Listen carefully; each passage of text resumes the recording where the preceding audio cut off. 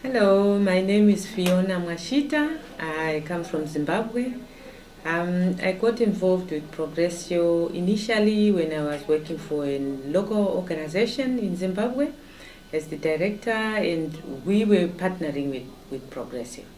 Then later on I joined Progressio as the sub-regional manager. In Zimbabwe we work in 3 different focus areas. One of them is HIV and AIDS, because it's a key development issue in Zimbabwe. And the other area is sustainable environment, and we also work on livelihoods programs. In Zimbabwe, we are a patriarchal society, meaning basically without any HIV, any gender training or support systems, women are treated as second-class citizens through our cultural and other practices. Even some of the church practices, they don't look at women as those who are supposed to have equal opportunities or on par with men.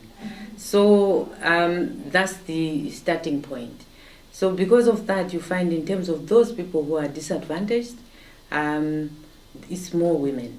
In terms of decision making, in terms of control, of resources, women don't have that. So we have to try and empower them so that at least at the end of the day, for them to be able to have to sustain themselves on their livelihoods, they have to do things for themselves. Basically what we are looking at is a situation where we are saying, if you want to develop yourself, you have to be able to articulate issues that affect you. And once you articulate, you should also be able to work with others so that you can demand for support services. The particular communities that we work with, and especially the women that we work with, they are women who are in rural communities where most of the support services are not provided. They require those services. But if you then have to wait for somebody to do it for you, to bring the services to you without you demanding, then at the end of the day, you might just as well remain in the state that possibly the developing agency would have found you in. So what we and the development partners are doing is to try and ensure that the communities, and especially the women, they know their rights. They know what is and what shouldn't be. And by doing so, once you have the knowledge, you are able to then say to yourselves to make informed decisions and be able to go to different offices, or together you can then demand for your services. So it's basically important for people to have knowledge. Mm-hmm. If you don't have knowledge, then you're not able to even do things, simple things for yourselves. The linkages that most women are now doing within the communities, which were most of the women were actually called poor women, but we then find some of them are now able to send their children to school.